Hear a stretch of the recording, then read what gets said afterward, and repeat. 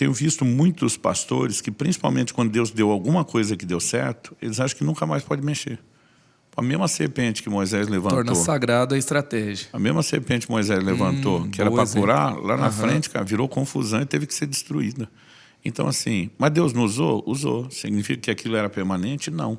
Né? Então, assim, tem ramos que já deram frutos e não estão mais dando fruto. Tem programas na igreja que eles serviram. Não quer dizer que lá atrás Deus não dirigiu.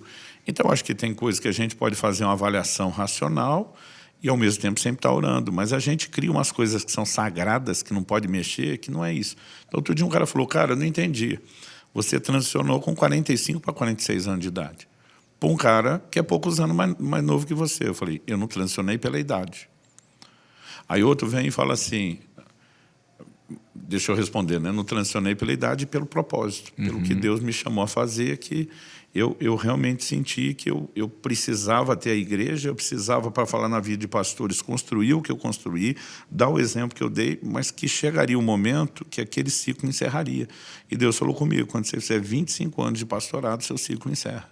Né? Então, assim, eu passei o pastorado da igreja quando eu completei meus 25 anos de pastorado. A gente viveu uma transição formal de 3 anos, mas foram 7, quase 8 anos de preparação. E já estamos a quase 4 de pós-transição, porque eu continuo na igreja. Né? Então, a gente fez uma coisa muito lenta, que a igreja não sentiu, o que tinha de mim não deixou de ter, mas o que não tinha de mim, o Marciano passou a proporcionar. Nesse sentido, foi muito bom. Mas, por exemplo, eu tive uma palavra muito clara de Deus a respeito dele. Eu estava trabalhando outra pessoa para a minha sucessão. E eu tive uma experiência um dia, eu não estava assim orando, eu estava em casa. Eu lembro que saí do quarto, estava indo para a sala e passei no corredor, assim, tinha a porta de acesso à cozinha. Eu estou ouvindo um barulho, tec, tec, tec, tec, tec, me chamou a atenção, parei para olhar. Minha esposa picando legumes na tábua, com habilidade assustadora com aquela faca. Masterchef. Eu estou só olhando aquilo, tipo assim, uau, não estou orando. E uma voz falou comigo, o homem da sua sucessão é o Marciano. Não foi à toa que eu te levei a começar a igreja na casa dele. Tipo assim, você não leu, mas Deus está dizendo, eu estou pensando isso desde o início. E se eu tivesse trabalhado isso com ele antes, ele teria assustado, como assustou já naquela época, né? No início nem se fala. Mas assim, por uma direção de Deus, aí depois a Bíblia diz que o sábio entende o tempo e o modo. Então, cara, como é que nós vamos fazer isso? Tem que construir a longo prazo, não faz correndo. Né? Aí outro veio para mim e disse, não, cara, você tinha que passar a igreja para o seu filho. Seu filho tem respeito à aceitação dentro e fora. Eu falei, e daí? A palavra não é essa.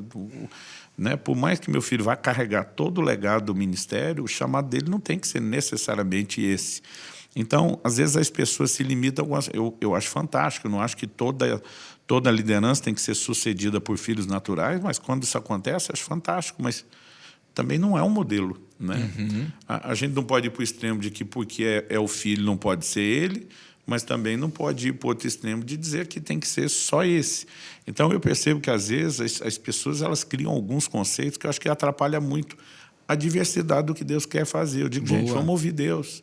Por Excelente. exemplo, nosso povo ficou pressionando a gente já tinha 4 cultos no prédio anterior, que era pequeno.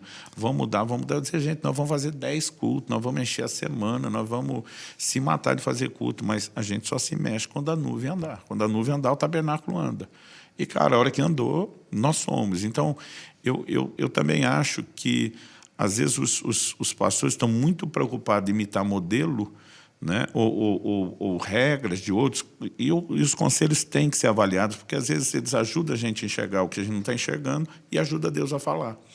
Né? Então, por exemplo, aquela buzinação da turma comigo com vídeo curto, poxa, eu percebi, Deus estava tentando usar a gente, mas, ao mesmo tempo que eu estava meio cabeção, a hora que ele falou mais claro, eu reconheci o pacote e redirecionei. Então, mas eu também não teria feito só pelos conselhos. Né? Algumas coisas eu preciso de algo mais. E tem hora que eu falo para Deus, me ajuda. E Deus dá o sinal, né? Eu falo, me ajuda na minha limitação, se eu tiver rígido demais. Mas, assim, eu tenho dito às pessoas, gente, as maiores chaves no meu ministério, na minha família, na criação dos filhos, quando eu olho para trás, direção do Espírito Santo, foram as chaves. Então, assim, temos que cultivar intimidade, relação com Deus, acima de tudo. Para, tipo assim, tem decisões que eu vou tomar porque ela realmente é boa. Eu posso trocar um carro porque você me deu uma dica, está satisfeito. ou eu posso fazer porque Deus me disse, compra aquele. Se ele falar compra, eu compro. Eu não vou orar todo o carro perguntando, né? E no ministério também. Não quer dizer que toda hora a gente fica ali, ninguém faz nada. Não, nós vamos fazendo, mas sempre com a sensibilidade e decisões que são mais cruciais. Eu sempre prefiro gastar mais tempo antes de avançar. E aí, você gostou desse corte? O Creatives também tá no TikTok. Nossa galera da produção tem selecionado trechos incríveis também nessa plataforma. Procura a gente lá. Creatives, o extraordinário te aguarda.